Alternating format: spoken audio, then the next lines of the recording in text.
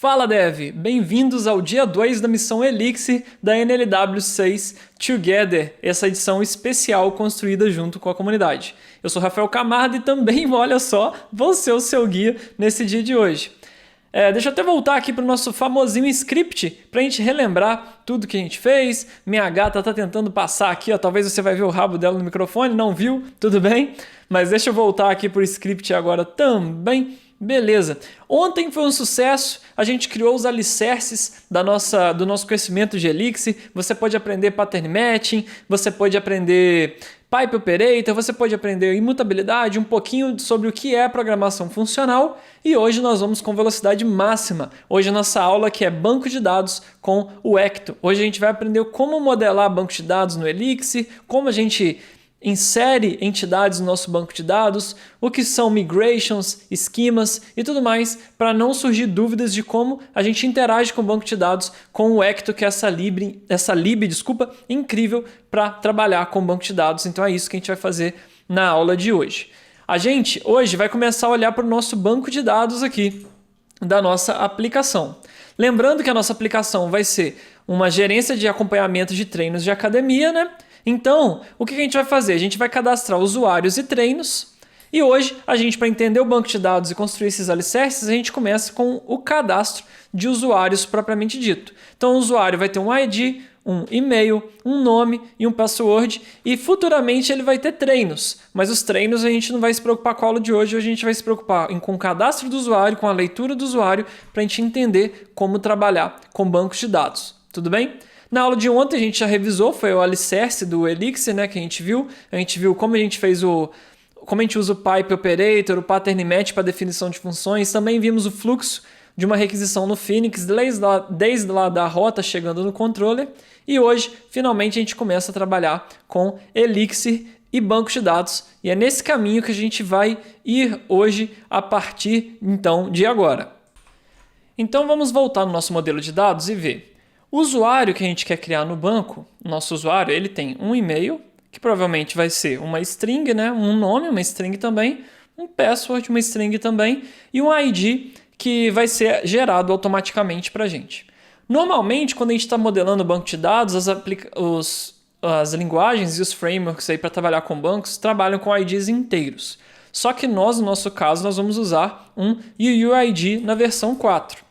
Se você procurar UUID V4 no Google, você vai ver que o UUID na versão 4, se você não conhece, é um hash grande desse aqui, se eu não me engano ele é base 64. E a vantagem do UUID que é Unique Universal Identifier. Por quê? É muito impossível de ser gerado um UUID igual ao outro. Ele normalmente é gerado aleatoriamente, tá?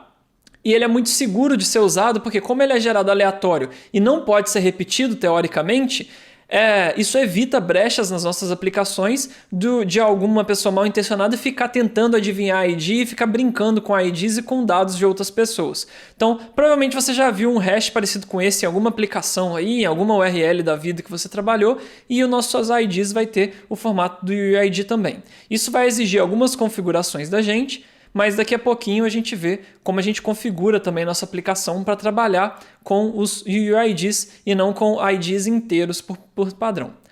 Mas, para a gente inserir, para a gente criar uma tabela no nosso banco de dados, a gente precisa primeiro de um arquivo que a gente chama que é uma migration. As migrations são arquivos, que são scripts na verdade, que é como se fosse uma receita que a gente executa ações no banco de dados. Então, cada migration que a gente criar vai fazer uma ação no banco. Seja essa ação criar uma tabela, deletar uma tabela, alterar uma tabela, mudar uma coluna, criar um index e assim por diante. Para a gente gerar uma migration no Elixir, tendo que uma aplicação Phoenix já tem a lib chamada Ecto, que é o Ecto que trabalha com o banco de dados, essa lib Ecto, a gente pode dar o comando direto aqui no terminal, mixecto.gen.migration, e o nome da operação que a gente quer fazer no banco de dados. O nome da nossa migration, normalmente a gente mantém o nome da operação. Então, a gente vai separar por underline aqui a operação, a gente vai criar uma operação chamada create users table. Você pode dar enter, e quando você der enter, você vai ver que foi criado para você um arquivo em priv, repo migrations, e esse arquivo aqui é a nossa migration. Se a gente for agora no nosso VS Code, ó, onde ficou verdinho aqui, porque eu estou com Git, ó, em Priv, Repo Migrations, foi gerada a migração para a gente alterar o nosso banco de dados e criar essa tabela usuários lá dentro do banco de dados, tudo bem? Como que a gente cria a tabela? Primeiro a gente vai aqui dentro dessa função change que já vem criada para a gente vai digitar create table, entre parênteses, um atom com o nome da tabela, que no caso vai ser users no plural, já que é uma tabela de usuários. A gente pode dar o do e o end. E agora a gente vai usar uma macro chamada add, que a gente vai adicionar os campos que a gente quer.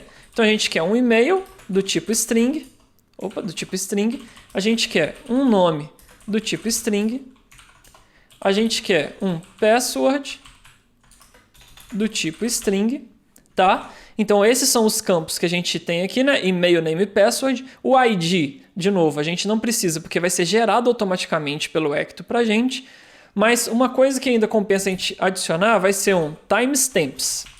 Aí você copia essa função igual eu criei aqui, ó, timestamps. O que essa função timestamps faz? Além dessas colunas no nosso banco de dados, a função timestamps também cria uma coluna do tipo inserted@, que vai ter uma data, e também uma coluna do tipo updated@, que vai ser uma data também. Essas duas colunas mantêm o registro de quando as nossas entidades são criadas e quando elas são alteradas. Muito útil para fazer ordenação, para fazer tracking, para fazer geração de relatórios. Então é sempre interessante a gente sempre ter os timestamps que a gente nunca sabe quando a gente vai precisar. Sempre bom ter, e também o Ecto já mantém isso atualizado automaticamente para a gente. Outra coisa que eu vou criar aqui também é que eu não quero na nossa aplicação que um e-mail possa ser repetido no banco de dados, que só tenha um usuário por e-mail. Para isso, para a gente garantir isso a nível de banco de dados, ó, a MH está passando na câmera, a gente vai criar um index. Tá? Então aqui embaixo, fora agora do create table, porque isso aqui é a criação da tabela, você vai fazer um create unique index, vai passar o nome da tabela, que no caso é users, e os campos que vão ser desse index único. No caso, só o e-mail, que é o único campo que a gente quer manter nesse index único aqui, que é o e-mail, que a gente não quer que o e-mail se repita. Tudo bem? Importante salientar aqui também na migration que esse bloco change, o Ecto já prepara para fazer rollbacks automáticos, que é comum e acontece às vezes em produção, quando a gente cria uma tabela, modifica o nosso banco, a gente esquecer de algo ou fazer algo errado, criar algo de um tipo errado e querer dar rollback, ou seja, querer reverter todas as alterações que a gente fez. Essa função change, normalmente tudo que a gente faz dentro dela já está preparado para ser revertido, tá? Mas também tem como a gente fazer manualmente isso, ao invés de fazer funções change, fazer uma função que chama up, que é a função que cria, e uma função down, que é a função que dá rollback em tudo. Mas para ter o up down, a gente tem que fazer separado. Se você tiver curiosidade, procure na documentação do Ecto Migration que você vai ver tudo isso como funciona melhor. Mas para a gente é suficiente, tudo bem? Agora sim, se a gente criou a nossa migration e se ela está correta, a gente pode vir no terminal e digitar o comando mix_ecto.migrate. Isso vai executar aquela migration e vai criar aquela tabela com aqueles campos no banco de dados. Vou dar Enter. Olha só, ele me deu um info aqui, ó, que a tabela foi criada e que o index foi criado. Então, aparentemente, tudo certo, tá tudo certinho. Ó, e até agora eu vi que eu estou com o rosto aqui. Vamos deixar só o código para não desviar a atenção. Eu só percebi isso agora olhando aqui para o meu retorno, que eu estava deixando o rosto até agora. Mas o mais importante é, a tabela foi criada lá no nosso banco de dados com esses campos aqui. Ah, mas olha só, você lembra que eu disse que eu ia fazer uma configuração para a gente aceitar só UUID? Eu acabei esquecendo de fazer essa configuração antes. Então, vamos fazer a configuração. E é bem importante, ó, estou falando aqui de novo, é bem importante que você preste atenção nessa aula que toda NLW os alunos costumam ter. Esquecer dessa parte ou fazer errado essa parte, pulando, vendo no automático e esquecer disso, tá? O que a gente vai fazer para usar o UUID? A gente vai abrir o arquivo config, tá? Aqui embaixo desse config, o Abanex Ecto Repos, o Abanex Repo, você vai digitar a seguinte config, o Abanex, vírgula, o Abanex.repo, não é o Abanex Web, só o Abanex.repo. E aqui embaixo aqui você vai colocar uma vírgula e aqui embaixo você vai digitar migration primary key. 2 pontos. Aí você vai passar uma lista com a opção type 2 pontos binary ID. Tá? Você vai colocar essa configuração, você vai colocar uma vírgula e vai colocar mais uma configuração. Agora, ao invés de migration primary key, você vai pôr migration foreign, sim, ó, foreign key, tá? Deixa eu identar certinho aqui. Também type binary ID. Esse binary ID a gente está identificando que o Ecto trabalha com UUIDs, tá? Só que eu tinha que ter feito essa configuração antes de ter rodado no meu terminal o mix ecto migrate. Então, para resetar meu banco e rodar tudo de novo, vamos dar o comando agora mix ecto.reset, que ele vai dropar o banco, criar o banco de novo e gerar as migrations e rodar as migrations tudo com um comando só, tá? Agora sim vai estar configurado certinho para usar o binary ID aqui através da nossa configuração. Alguns detalhes já que a gente tem que ficar atento em tudo que a gente fez. Primeiro, se você olhar o arquivo da migration, ele tem um timestamp aqui, tá vendo? 2021-06-16, que é o dia que eu estou gravando essa aula, com um horário aqui também. Por que esse timestamp é importante? Porque é com ele que o Ecto mantém o tracking da ordem que ele tem que rodar das migrations. Porque eu poderia fazer uma migration que cria essa tabela e logo em seguida eu poderia ter uma outra migration que muda algum campo dessa tabela ou altera algum campo de algo previamente já feito. Então as migrations têm que ser executadas em ordem e com esse timestamp que o Ecto mantém esse tracking. Outro detalhe é, por que o config, quando eu crio essa configuração aqui dos tipos binários aqui do UUID para as minhas migrations, por que eu coloco esse vírgula, o Abanex Repo? Porque se a gente olhar aqui em lib, o Abanex Repo, tá vendo que eu tenho um módulo chamado Abanex Repo, que está aqui, useEcto.repo, é aqui que o Ecto necessariamente está se conectando com o driver do Postgres, com o adapter aqui do Postgres, para se comunicar diretamente com o banco. Isso aqui é um módulo que só tem essa configuração, mas é através desse módulo que o Ecto faz a ponte com o Postgres, tá? E por isso que toda a configuração normalmente que a gente faz de banco, a gente tem que fazer uma configuração para esse módulo. Por isso que é vírgula o Abanex Repo aqui, tá? Por isso que a gente usa essa configuração. E por isso que na configuração do banco que a gente viu na aula passada, também aqui a gente usa o Abanex Repo com as informações aqui do banco de dados, tá? Só para exemplificar por que a gente tem esse arquivo. Mas tudo bem, a migration foi feita, a tabela foi criada no banco, e se você tiver algum visualizador de banco de dados, e você, por exemplo, um dbeaver, algum outro, um pgadmin ou qualquer outro visualizador de banco de dados, você vai ver que esse banco já existe e que essa tabela está criada lá. Então a gente está pronto para continuar com a nossa lógica. Quando a gente fala de migrations, a gente está falando do lado do banco de dados. Eu estou indo lá no metal, digamos assim, e criando as coisas lá no disco mesmo, no disco físico.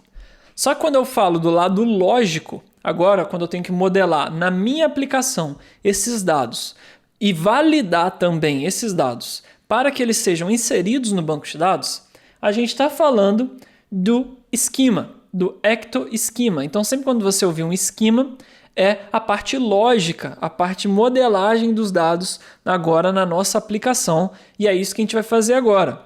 Se você vem da orientação a objetos, o mais similar a um esquema que você pode talvez encontrar, principalmente em frameworks MVC, são os famosos models, os modelos. Mas na programação funcional, como a gente só trabalha com dados e não temos comportamentos, aqui a gente só vai ter um esquema, que como o nome já diz, é um esquema mesmo, como se fosse uma planta só, para definir quais são os dados, a quais campos do banco de dados eles são correspondentes, como a gente converte esses dados e também como a gente valida esses dados. E é o esquema que a gente vai criar agora para a gente poder finalmente conseguir inserir um usuário no banco de dados, tudo bem? Então a gente pode até deixar a migration como referência aberta, só que a gente vai voltar agora aqui em lib, o Abanex, você vai criar um novo arquivo chamado user.ex. Então agora a gente vai ter um módulo, o abanex.user, E como vai ser um esquema do Ecto, você vai digitar use ecto.schema para a gente ganhar todas as funcionalidades de um esquema e também um import ecto.changeset, que a gente vai utilizar algumas funções aqui do Ecto Changeset também, e você já vai entender o que é um changeset, eu vou te explicar ainda na aula de hoje.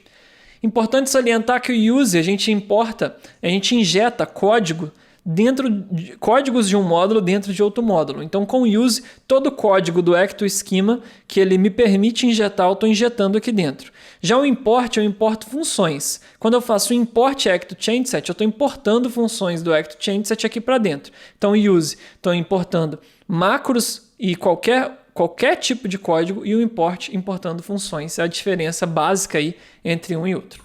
Então, todo esquema, a gente começa com esquema, entre aspas, o nome da tabela, que é users, e aqui a gente mapeia também as colunas que a gente tem. Então, todas essas colunas que a gente tem aqui, ó, eu poderia até copiar, a gente vai ter aqui da mesma forma, só que agora eu não vou ter mais add, e sim eu vou ter agora um field, que são os campos que eu tenho. Então, eu vou ter field, field e field. Tá? Então, eu tenho um field e-mail, field name e field password. Com esse esquema, eu defino o quê? Que eu vou ter um usuário, tá? Eu tenho uma tabela do tipo usuários, mas eu tenho um usuário, e qualquer valor que eu receber no e-mail, eu vou tentar fazer um cast para string, qualquer valor que eu receber no name, eu vou tentar fazer um cast para string, e qualquer valor que eu receber no password, eu tento fazer um cast para string também. Tudo bem? Só com isso aqui, olha só, se eu copiar o nome do nosso módulo, vou copiar aqui, e no nosso terminal e digitar ex-s mix, olha só, se eu fizer assim, ó, o nome do nosso módulo, colocar um percent antes, abre e fecha a chave, olha só, eu já tenho aqui uma struct, e lembra que eu te disse, uma struct a grosso modo é um map com o nome, mas ó, com o campo do tipo e-mail, com o campo ID, o inserted at, o updated at, o name e o password. Obviamente tudo nulo, porque eu criei uma struct vazia aqui, né? Porque eu não passei nenhum campo aqui. Mas olha só, eu poderia passar, por exemplo, name Rafael, ó, e agora eu tenho uma struct com o nome do Rafael. Então, a gente definiu essa modelagem de dados de um usuário através do esquema e também definiu a qual tabela do banco de dados ela está relacionada. Só que para a gente fazer casting dos dados e para a gente fazer validações, é nesse momento que esse changeset entra. Changeset do inglês é como se fosse um conjunto de mudanças, né, que é o que o nome fala literalmente. E o changeset vai definir, então, como os nossos dados são alterados, como eles são convertidos e como eles são validados. É através do changeset que a gente vai ver agora como fazer isso. Para criar então um changeset, a gente vai fazer uma função def changeset.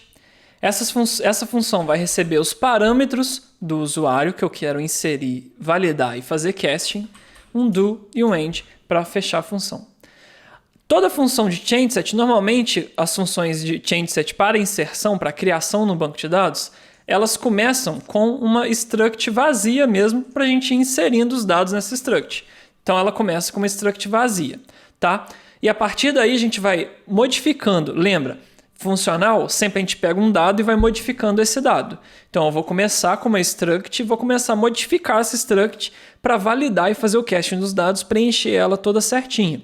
Só que, para eu não ter que repetir o nome do módulo aqui, eu poderia simplesmente, aqui apenas uma dica rápida, eu poderia fazer assim, ó, underline, underline, módulo, underline, underline.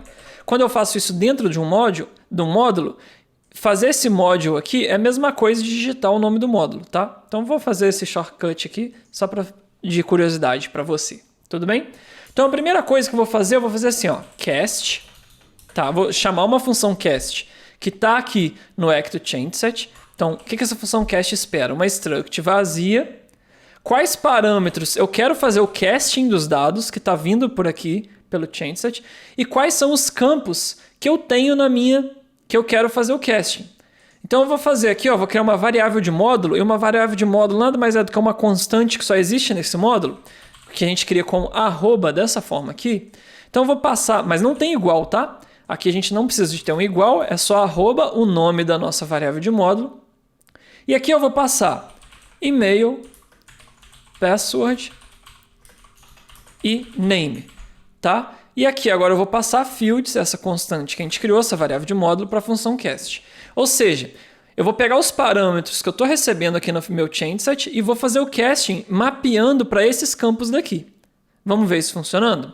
Olha só, vou dar um clear, vou dar um recompile e vou chamar aquele módulo, então é o abanex.user, para a gente não ter que ficar repetindo toda hora, vou dar um alias aqui. Então agora eu vou fazer user.changeset e vou passar um mapa com parâmetros. Quais parâmetros? E-mail, password e name. Então, ó, e-mail rafael@banana.com, password 123456 e name, e name, obviamente, Rafael. Então, ó, se eu der Enter, agora perceba que eu não tenho mais uma struct e eu já mudei aqui para ter um changeset por causa da minha função cast.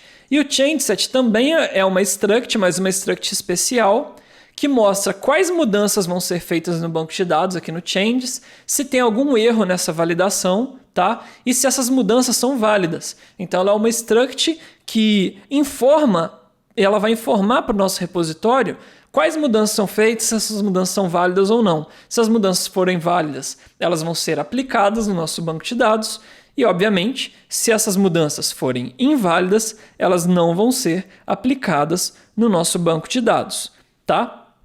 Aqui, ó, vamos até ver se eu passasse o password. Eu não sei se o casting de inteiro para string funciona diretamente, mas vamos fazer um teste. Ó. Vou passar o password 123. Ó, e olha só, não funciona o casting de inteiro para string, tá vendo? Ó? E até legal que a gente já viu um erro no nosso changeset. Ó. Agora ele tem o campo valid aqui como false. As changes são as mesmas, porém a gente tem agora no campo de erros, um erro aqui que esse casting é inválido, porque eu não posso fazer esse casting automaticamente. Tudo bem? Então a gente já começa a ver validações acontecendo através do changeset. E sempre que a gente vai manipular o banco de dados, seja atualizar, inserir dados, sempre é changesets que a gente vai enviar para o nosso banco de dados. É isso que é essa estrutura changeset especial. Por que ela tem esse hashtag, esse abre e fecha maior, menor aqui? Por que ela tem esse formato bizarrão? Isso é apenas a forma como o Ecto imprime aqui no banco de dados, porque como é uma struct interna, só para ser utilizada entre os repositórios internamente, e tem alguns outros campos que são ocultos, ele deixa dessa forma para você não ficar copiando e colando o changeset, porque ele é uma struct mais para ser usado internamente mesmo, e por isso que ele imprime dessa forma diferentona aqui, mas isso não é um erro, não é nenhum impedimento para a gente. Então a gente já viu primeiro como funciona o cast, a gente tem que ter o cast. Em seguida, a gente pode ver agora como que funciona as validações, tá? Então vamos começar a fazer validações também. O changeset ele tem várias validações que podem ser feitas e você pode até no Google pesquisar, por exemplo, Ecto changeset.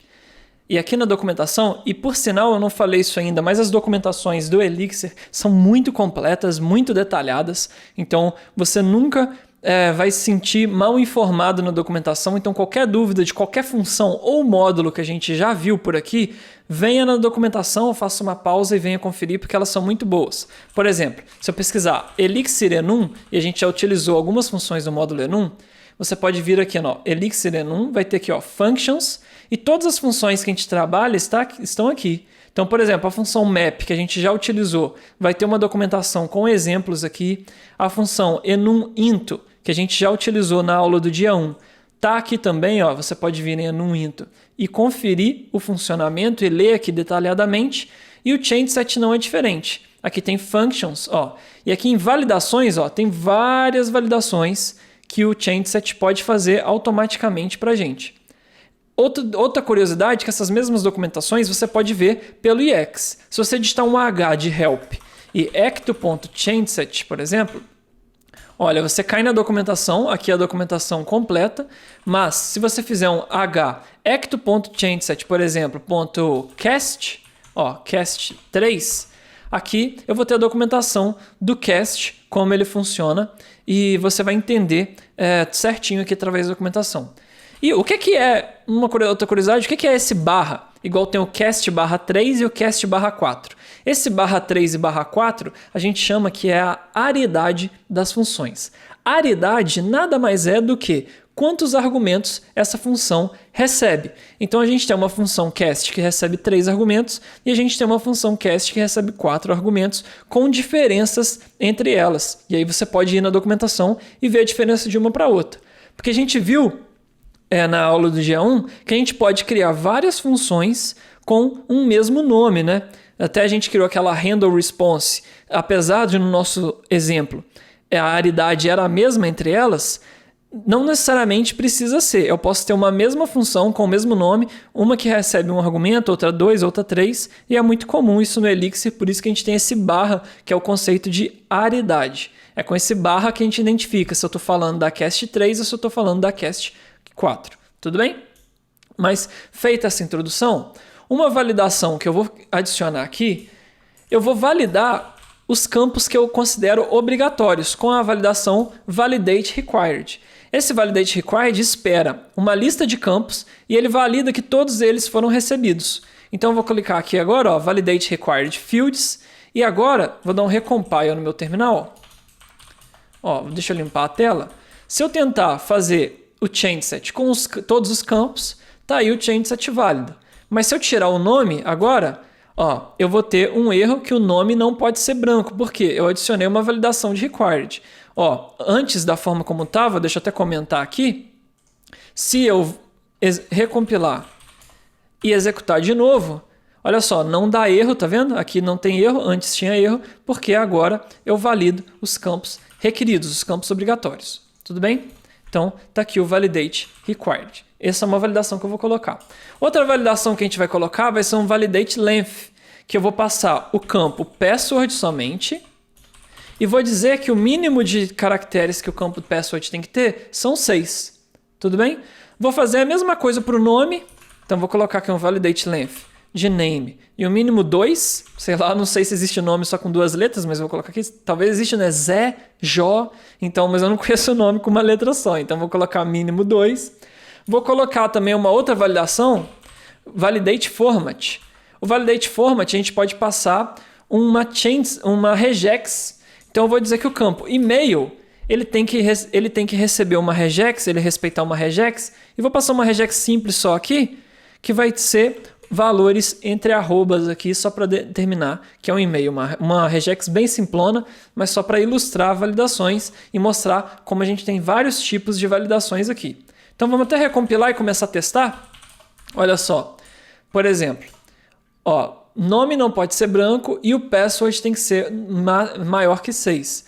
1, 2, 3, 4, 5, 6. Beleza, vamos voltar com o nome agora. Rafael.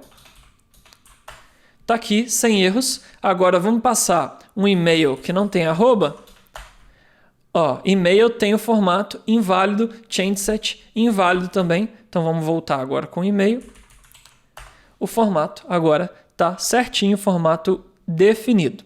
A última validação que eu vou fazer é que como na nossa migration a gente criou um index por e-mail, vamos dizer para o nosso changeset aqui, antes de inserir no banco, também validar esse index com essa função unique constraint. Com ela eu passo a lista de que eu quero validar e eu estou validando somente o e-mail. Vamos colocar aqui um unique constraint e-mail que só na hora que inserir eu vou validar antes de inserir se já não existe lá dentro do banco de dados alguém com esse mesmo e-mail. É bom a gente ter na migration, mas também é bom a gente ter aqui para a gente não receber uma exceção do banco de dados na hora que a gente tentar acessar e sim um erro dentro do nosso changeset que a gente possa exibir para o nosso usuário de forma amigável.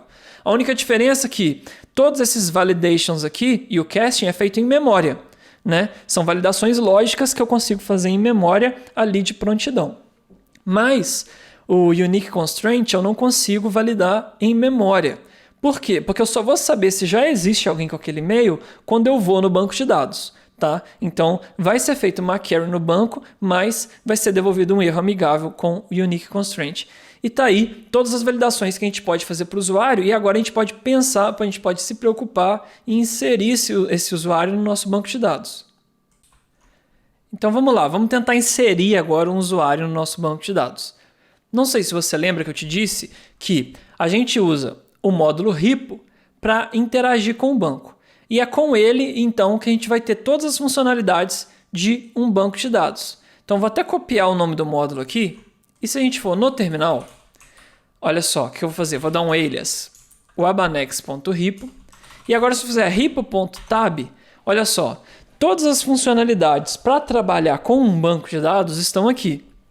Como, por exemplo, a função insert para inserir, a função get para ler, a função delete para deletar, tá? A função carry para executar carries no nosso banco de dados. Então, na verdade, tudo que a gente precisa interagir com o banco está aqui dentro, é aqui que a gente é o nosso ponto de entrada. Então, por exemplo, se eu fizer repo.insert e vamos pedir um H aqui, repo.insert 1.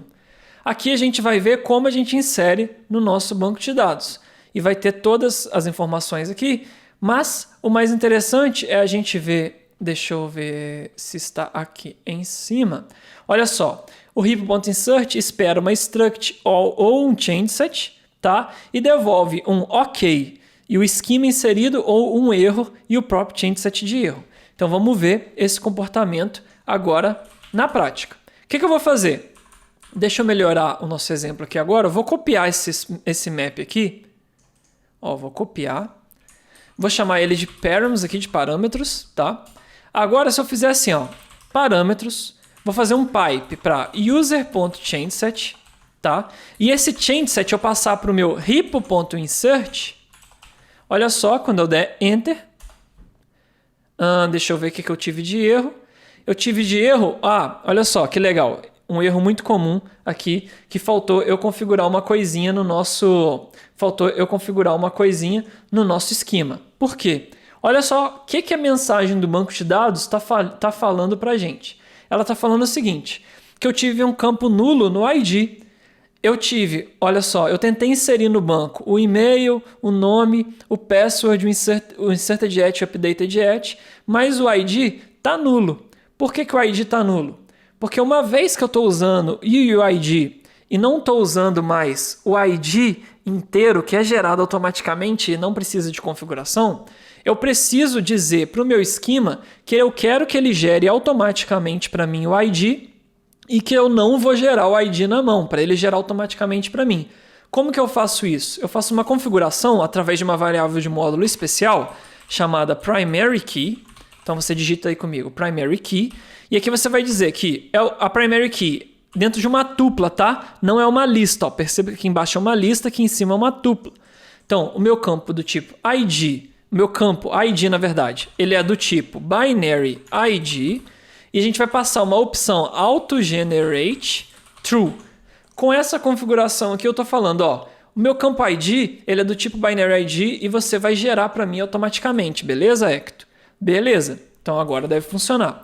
Então vamos dar um recompile aqui de novo. Ó, vou dar um limpar a tela e tentar agora. E agora sim, ó, foi inserido. Foi gerado uma query no banco de dados. Eu tenho um usuário, ok, e ele me devolve sempre aquele padrãozinho, lembra? Ok, sucesso ou erro, motivo do erro. Então ele me devolveu aqui, ó, um ok e uma struct preenchidinha com o ID do usuário que a gente acabou de inserir, a data do inserted at e updated at, o nome e o password. Agora, olha só, vamos tentar criar um params inválido. Na verdade, ó, vou tentar inserir de novo o mesmo usuário.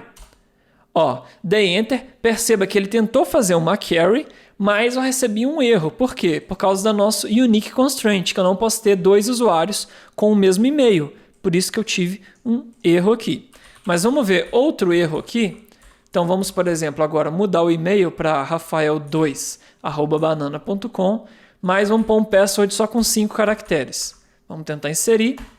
Ó, perceba que dessa vez não foi feita nenhuma query no banco, porque quando ele faz query a gente recebe um debug aqui no desenvolvimento da query que foi feita, quanto tempo ela demorou para executar, tá? Mas aqui nem executou uma query, por quê? Porque essa validação, como eu disse, ela aconteceu em memória, né? Foi uma validação que aconteceu em memória, então não precisou ser executada nenhuma query no banco de dados e a gente recebe um erro. Esses erros do Ecto, você vai ver que ele vem todo separado, todo diferente, né? Ele vem uma string, a gente vê um pedaço do erro aqui, um pedaço do tipo aqui, porque esse erro é muito flexível para a gente apresentar de diversas formas. Tem como a gente traduzir esses erros para mensagens mais amigáveis e ao decorrer da NLW a gente vai fazer isso. Você vai ver que a gente vai fazer de uma forma bem automática, bem simples, bem fácil. mas não é agora que a gente vai se preocupar com isso, então não se preocupe também.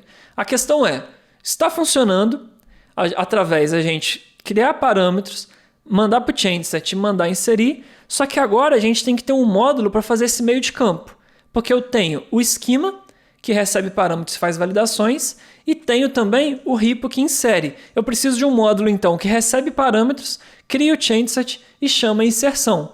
Então a gente vai fazer um módulo especificamente agora do contexto do usuário para a gente inserir usuários no nosso banco de dados de uma forma mais simples. Então, agora o que a gente vai fazer? Se antes a gente tem um arquivo de usuário na raiz, agora a gente vai criar um contexto para o usuário. E todas as ações que a gente quiser executar do usuário propriamente dita, a gente vai estar dentro do contexto de usuários. Para a gente criar um contexto e manter nossa app com uma modelagem bem mais extensível e escalável, a gente vai criar uma nova pasta aqui dentro de Wabanex chamada Users, que todo o contexto de usuário vai estar aqui dentro. E aqui nós vamos criar um novo arquivo chamado create.ex, que aqui vai estar a lógica de criação de usuários, por isso esse nome. Então a gente vai ter um módulo agora, wabanex.users.create, e o que a gente vai fazer? A gente vai simplesmente fazer nesse módulo as chamadas que a gente fazia no nosso terminal. A gente vai receber parâmetros, chamar o user.changeset e chamar o repo.insert. A gente não vai precisar se preocupar com o tratamento de erro e ok, porque o repo.insert já devolve um erro e já devolve um ok. Quem for usar o nosso módulo, aí sim vai se preocupar em tratar isso, que a gente vai fazer mais na frente. Então a gente vai ter uma função aqui chamada call, que a gente está chamando a ação de criação, por isso call, que vai receber parâmetros. E a gente vai usar o nosso famoso pipe operator e chamar parâmetros. A gente vai passar para o user.changeset e finalmente o repo.insert. Para a gente usar user e repo diretamente, a gente tem que fazer alias, né? A gente tem que fazer os apelidos. Então, o Abanex. E para eu fazer, olha só que interessante, eu poderia fazer assim, o abanex.repo e poderia ter um outro alias aqui embaixo, o abanex.user.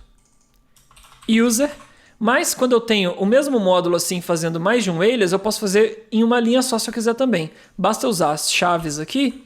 E dentro das chaves eu coloco os módulos que eu quero, por exemplo, repo e user. E dessa forma eu faço alias dos dois ao mesmo tempo. Bem simples, bem direto, é assim que eu consigo fazer esse módulo.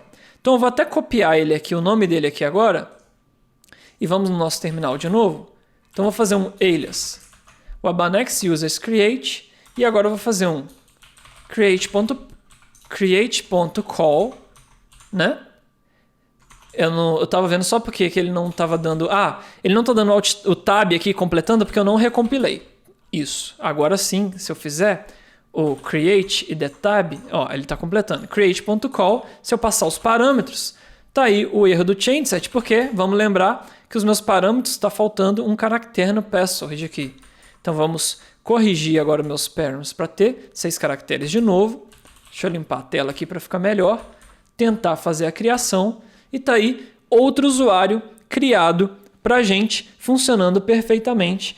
E está aí agora um módulo aqui no contexto de usuários para a gente criar usuários propriamente dito, né? De uma forma mais facilitada, mais direto, fazendo meio campo entre os parâmetros que vão vir externamente. E quando a gente estiver na camada do GraphQL, a gente vai usar esse módulo diretamente. Então, vocês vão ver que a gente vai usar. E agora, só para fechar essa parte de banco de dados, a gente pode ver também como a gente faria um módulo para ler usuários. Seria interessante também a gente fazer um módulo de leitura. E é isso que a gente vai fazer agora, então, um módulo de leitura. Olha só, para fazer uma leitura, a gente pode usar o repo.get. E como que o repo.get funciona? Ele recebe o esquema, né, o nome do esquema da struct que eu quero ler e um ID. Então deixa eu até copiar aqui em cima o ID desse usuário que eu acabei de inserir. Vou copiar aqui. Se eu passar um ID que existe, olha só, está aqui um usuário lido bonitinho. Tá aqui um usuário lido bonitinho para mim, ele me devolve um usuário diretamente. Se eu passar um ID que não existe, olha só, ele me devolve nil, ele me devolve nulo. Isso aqui a gente vai querer tratar para devolver um erro mais bonitinho para o nosso usuário, né? E não devolver simplesmente nulo. A gente quer devolver um OK em um usuário ou um erro e um usuário não encontrado. Uma outra coisa interessante da gente ver é que como a gente está trabalhando com UUID, olha só, se eu passar um UUID inválido para o nosso get, olha só, eu tenho uma exceção do Ecto, porque esse campo é do tipo UUID e eu recebi uma string qualquer que não é um UUID. E isso a gente pode tentar trabalhar também na nossa leitura de usuários. Então o que a gente vai fazer?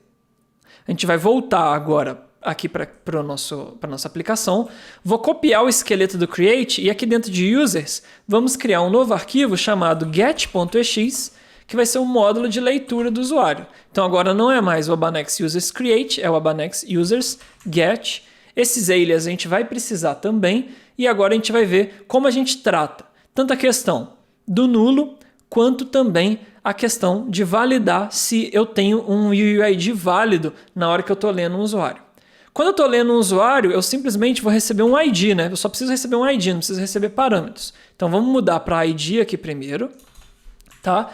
E a primeira coisa que a gente tem que fazer então, antes de ir no banco, é validar se esse ID é um UUID válido, né? Se é um UUID que... Se a string que eu estou recebendo como ID é um UUID válido. Vamos ver como é que a gente faz isso agora. Vou até voltar ao terminal, só para te mostrar uma função. Aqui no Ecto, a gente tem um módulo UUID, e o módulo UUID ele tem uma função cast, que como que essa função cast funciona? Se eu passar uma string que não pode ser convertida no UUID para o Ecto UUID, ele me devolve um error. Mas se eu passar... Opa, acabei colando o código aqui, eu achei que eu estava com o UUID no Ctrl+C, deixa eu copiar aqui. Se eu passar um UUID que é válido, então vamos lá de novo, ecto.uid.cast, se eu passar um UUID que é válido, olha só, ele me devolve um OK e o próprio UUID. Então eu poderia prosseguir, caso for inválido, ele me devolve um erro. Então eu posso usar essa lógica para validar, para fazer toda essa validação de dados aí, validar se o UUID que a gente recebeu é válido ou não. A gente já viu uma forma de lidar com fluxo que eu poderia, por exemplo, fazer um ID, fazer um pipe para ecto.uid.cast, e similar ao que a gente viu na aula de ontem, né? E fazer aqui agora um handle response. Aí eu ia ter uma função aqui, estou fazendo bem rápido, só para a gente relembrar, uma função handle response que lidaria com o error, e uma função dfp handle response que lidaria com OK e um UUID. É super válido essa forma, tá?